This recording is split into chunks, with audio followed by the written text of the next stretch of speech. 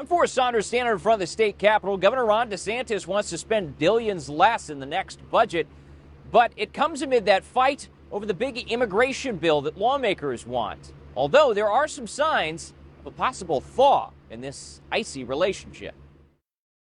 Florida's governor getting a new nickname on Monday, Ron DeSantis, rolling out his $115.6 billion spending plan for next fiscal year. Our budget is called a focus on fiscal responsibility because that is what we are doing. That's about $3 billion less than Florida's current budget, a point the governor's team is already touting.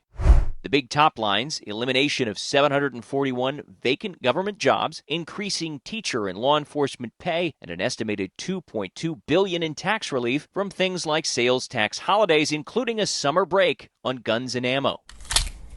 It also hands over more than $500 million to Florida Emergency Management for immigration enforcement and cuts nearly $400 million from Florida's Ag and Consumer Services Department. That's raised more than a few eyebrows as DeSantis and lawmakers continue to butt heads over that immigration bill and who should be in charge of enforcement, a DeSantis appointee or Florida's Ag Commissioner. People want to make this personal and it's a feud, and it's not at all. I disagree with him, but our bill is significantly stronger. Florida's House Speaker still thinks it's the commissioner, telling us last week it's an elected post with a presence across the state. The governor's allies think it's potentially unconstitutional and a power grab. Even so, a Florida congresswoman tweeting a compromise is coming, which DeSantis didn't deny when we asked. Have you made any headway with the legislative leaders on what you'd like to see with the immigration bill? We've had great discussions. I think we're going to land the plane. So I don't necessarily have an announcement now, but I'm pretty sure we're going to get there. Other lawmakers, like Senator Randy Fine, still think there's a long way to go for a deal. And when it comes to the budget, he downplayed DeSantis' influence. Look, it'll go in the stack with all the other budget ideas. Something voters need to understand is the governor doesn't get to write the budget. The legislature does.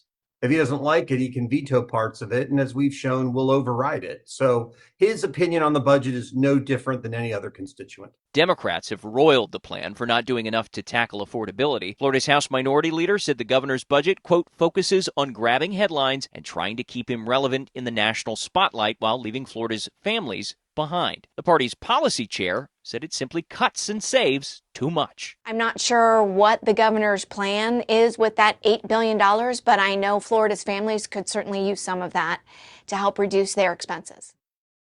Now, as of Monday afternoon, we have not heard from legislative leaders and what they think about this budget proposal, and we're not expecting to.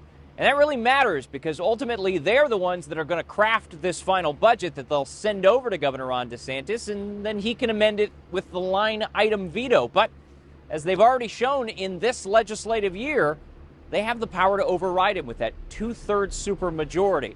What happens next? Again, anyone's guess. That's the latest out here at the state capitol. I'm Forrest Saunders reporting.